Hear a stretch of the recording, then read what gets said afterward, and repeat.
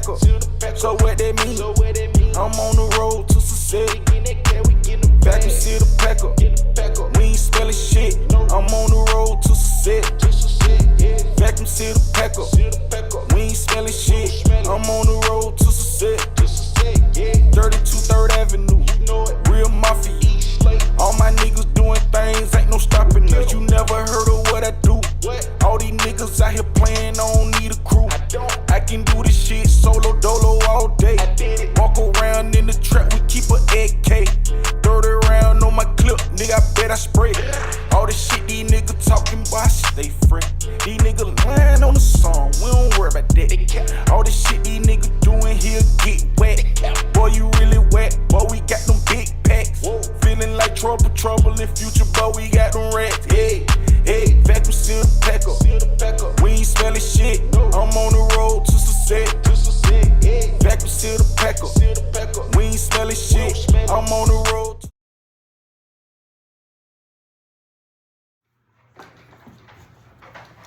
What's going on? Welcome back to Who Wanna Life Sentence. Thank y'all for tapping in. Please like, share, subscribe. We got a real special treat for you guys today. I know you've been waiting on it for a long time, so guess what? It is here. Nah, I'm just bullshit. I ain't got nothing for y'all ugly ass. I really just wanted to put some kind of video on this intro. See how y'all like it, man. I'm out here cutting grass. Y'all see what's going on. So I hope y'all got excited, and I hope y'all didn't get too excited just for me to let y'all down. But I will go live tonight, so all my people be there. I'm be looking for DJ. I'm be looking for Can't Get Right. I'm be looking for Nicole. I'm be looking for Ganja Craze ass. DJ Darren, Top Shotter. I'm be looking for my boy Ticket. You know what I mean? I'll be looking for all y'all, Michelle. I know you use another name, but I'll be looking for you, Michelle. So I want y'all to go and tap in. I guess I'll give y'all a little bit, man. You know, I said I won.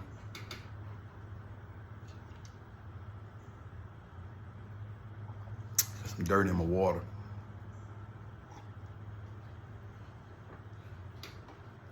I used to landscape for a living. I probably drunk a lot of dirt. Anyway. I tell y'all about this one time I remember. It wasn't really no story to it. I was actually kind of amazed at the thought that went into this. You know, everybody know my story. I went into prison kind of young, relatively young. I went in at 14, came out at 23, did 9 years. And when you are so confined and constricted physically, you know, your brain amplifies, meaning the less strong the weaker your body is, for some reason, like your body will overcompensate and your mind will be like a little bit more strong because you got to do more thinking than a normal person. They just like, I don't know how true it is, but they say it's just like that with a person in a wheelchair. Like if a person end up losing their legs and they be in a wheelchair, then their upper body automatically gets stronger. Well, of course, because they gotta, use their hands for everything, but it might just get stronger anyway, right? Anyway, so when you locked up for a long period of time, you know what I mean? I guess it just make you real smart and clever. We down there cutting the fool and Dawn 16, man.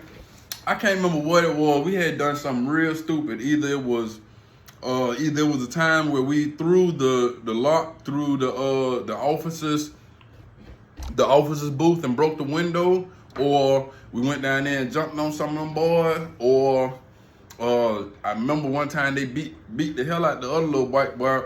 I can't remember exactly what this time was for because it was almost 20 years ago, and we got in so much trouble, man. It could have just been for anything. The 13 come down with the Doom Squad. They ain't call them Doom Squad, but they had a whole bunch of officers, right? A whole bunch of officers plus the CERT team. It wasn't the tax squad. This down in Alto. They put us on the wall, all the juveniles, everybody 17 years old, put us on the wall and make us script butt boogie naked. I'm talking about take off everything. You know what I mean? You can't hold nothing. You can't cover yourself for nothing. And it's female officers in this mix, this lineup, who got us held up. You know what I mean? And that used to be crazy because you would think in a normal situation or a normal institution. See, look, it be stuff like this. Just like, you see that? I don't know how much that cost. What that free pop cost? Think about it, it's some folk in prison ain't had one of these in 20 years. Might not ever just enjoy a freeze pop, man. That's why I do this, man. There's the little stuff that we realize we're gonna lose when we out there being knuckleheads. So we got to tighten up, man. You know, I would have gave for a free pop in prison. Ain't even no air conditioning down there. Anyway, so you would have thought it'd been like some kind of lawsuit or something with them girls strip searching us and having us in the hallway butt naked like that, but that's not true. For the most part, the penal system did what they wanted. It actually took for people started to dying before any attention got called. Then make it so bad, I think like people were already becoming victims and dying, but only when a little white boy named Boatwright died is when it became a problem. Anyway, they got us on the wall butt naked, right? Officers, they script search us while they go and tell your room up. You got to stand in the hallway, right? And they just go through. It's everybody in there. It's open dorm, and they just throw stuff out your box. They just throw it everywhere, anywhere, right? No kind of order. They just and then when they get finished, they walk over it. Your sheet, your pillows, your pictures, whatever, right? They real disrespectful. You know, if your bed be made up, well, if your mat be made up, you ain't got no bed. So them niggas, I mean, them boys in there don't go to bed. They go to mat. So if your mat be made up, they gonna take your mat, throw it all kind of way, flip it. If they suspect you or something, they might cut that son bitch open, right? But, you know, just real disrespectful type. Especially cause it really be fun to them. But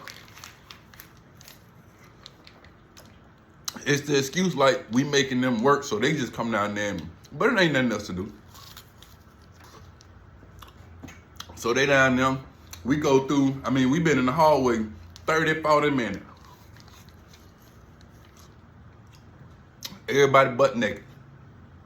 Can't talk, can't do nothing. You know, they threaten you with the hole if you talk or say anything and all that.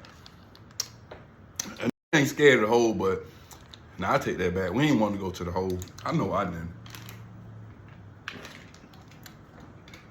So,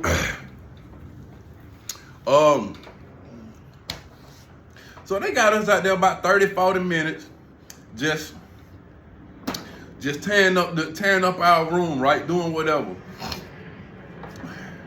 Like we're gonna say like I'm box number 34.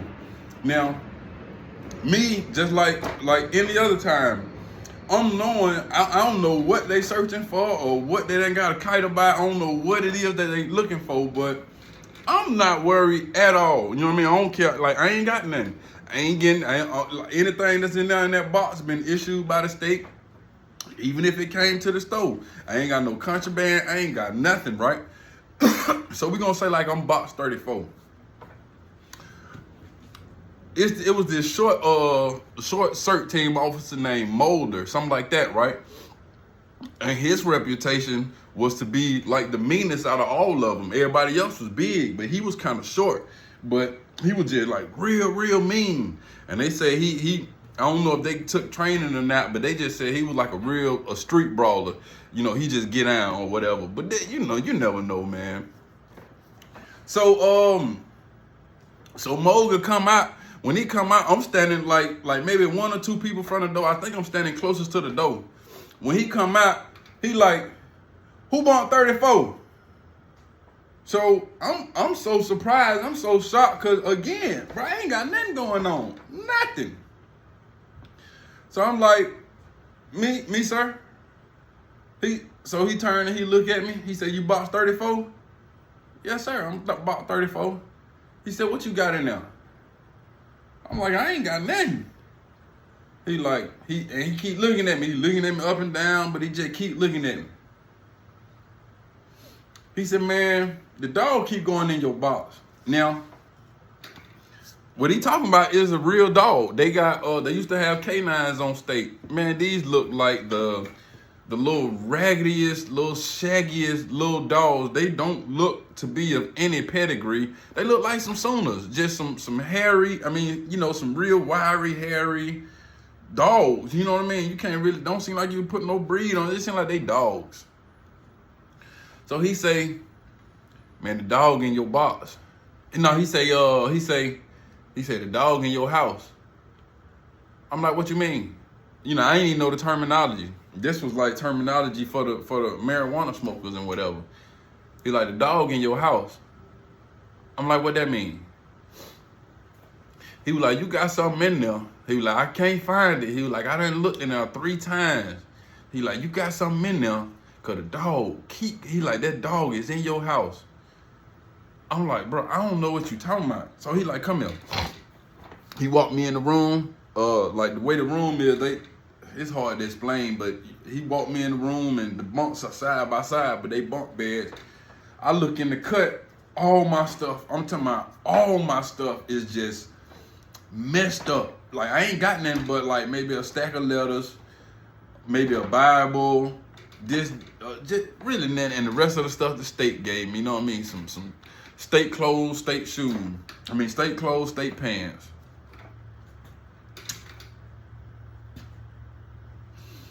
I'll go into that later. So I'm looking, I can't figure out. So he's standing there looking at with me. I guess he's trying to read my reaction. He's looking at me, looking at my stuff on the floor. And I keep trying to figure out what the hell he talking about and why he done my stuff like this. Everybody's stuff out, but he look like he done took every one of my letters out. He like, "Man, the dog keep going in your house. I don't know why." He was like, he asked me something he asked me something about the weed, like, "Do I need a drug test you?" And at this point, I wasn't smoking no weed. I was still saying no to drugs, right? So I'm like, "Yeah, you can, man." I'm like, "I don't smoke. It'll be a waste of time, man. But if you want to, I'll pee for you. You know what I mean? But it'll be a waste of time." I think sometimes they be knowing when a person tell the truth, right? He was just bluffing. Because that was right. So he was like, "Man, I'm going to keep my eye on you. The dog in your house." He was like, "Man, you know, the dog in your house, I don't know what it is, but that dog in your house, I'm going to keep my eye on you." He was like, "Go get back online." I go get back online. I'm chilling. They end up doing what they doing. They finish. They leave. For whatever we had done, infraction we had called, they considered us even. We gone. So when everybody go in their room, you know, we get dressed, everybody go in their room, and I'm sitting there, I'm putting my stuff back in, and I'm trying to figure out, like, why in the world he keeps saying the dog in my house? I just don't understand. Why the dog in my house? I don't understand. Then, just like a sack of bricks, it all hit me. It all hit me at once. So, and it had been so long. This how I completely forgot about this. I'm in the dorm. One day I'm in the dorm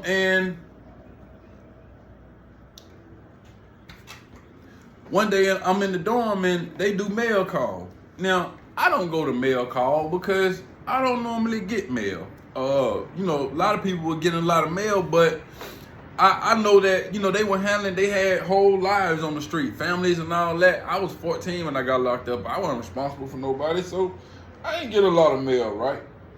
So I don't go to mail call. But when they call mail call, I hear my name. I go up there. Let me go get a letter. I hear my name. That probably old bill or something. Somebody wants some money. So I go up to the officer, and he hand me the letter. When I get the letter, it's first of all, I get it and I turn around and walk off. But as I'm walking off, I'm confused because it's my full name, it's my GDC number, and it's my everything. But is my address, is my information up here in the return corner. Down here, it's got something wrote that I have no idea, just some kind of address, right? But again, it's in the return sender, my address to the prison. So it looks as if it's a letter that I wrote that was rejected. Now what happens is you put, everybody knows you put a stamp right here when you mail a letter out. This letter that I got back didn't have a stamp on it. So, of course, it went down to the mail room. They see that it don't have a stamp and they return to sender, which is me. So I open the letter. I have no idea who this from. It's a letter and they just talking. At the bottom of the letter, it's signed by my homeboy. And I'm thinking like, what in the world is going on? So as I'm reading the letter, he's telling me, what's going on, bro? Because he was over in the hole. He telling me, what going on, bro? Hope you all right, this, that, and that. He just talking, it's just a whole bunch of gibberish. But I see something down in the letter. I open it up and I reach down in the letter.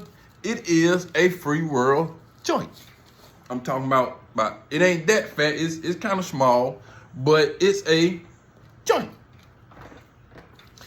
I take it out. I'm talking about it's small, right? I can smell the trees. I'm like, dang. So, for the longest time, I'm confused about what has actually taken place.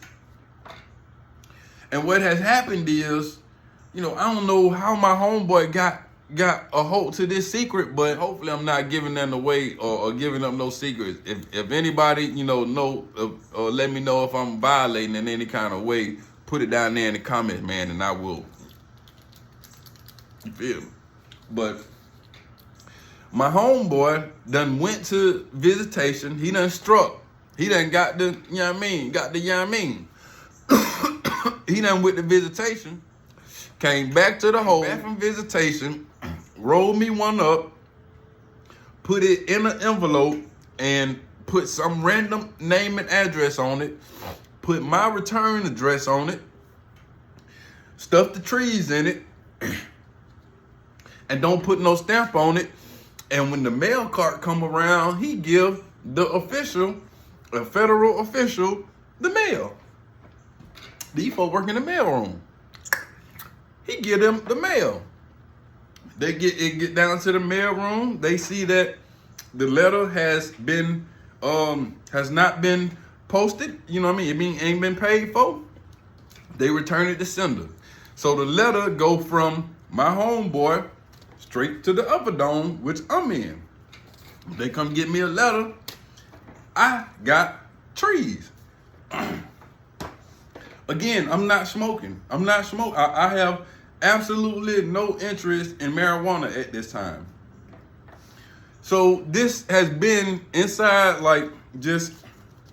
I had taken the letter and got rid of it because it felt like evidence, but the joint was still in the envelope, and it was just in the envelope by itself.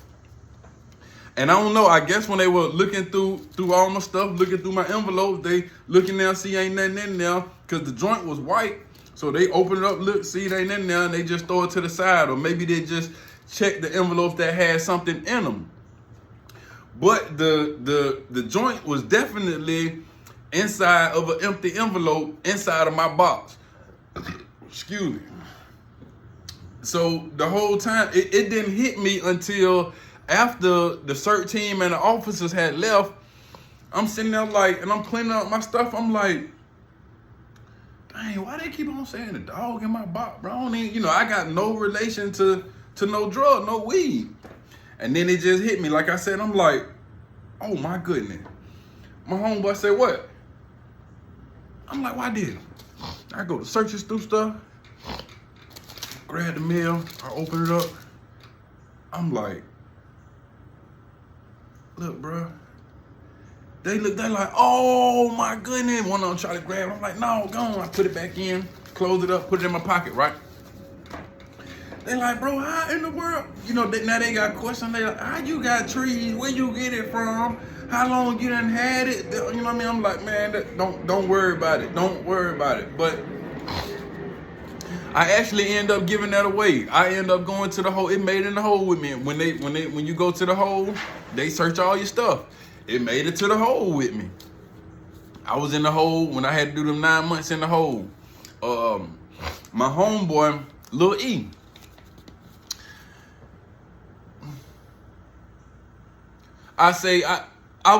We were both in the hole doing time, and we from the same spot, so we were already cool. I'm a little homie, but this was like my jester, you know what I mean? Because I knew Lil E, he had a big name already. Then we were already back there sucking and jiving and roasting on this guy named Dunlap, right?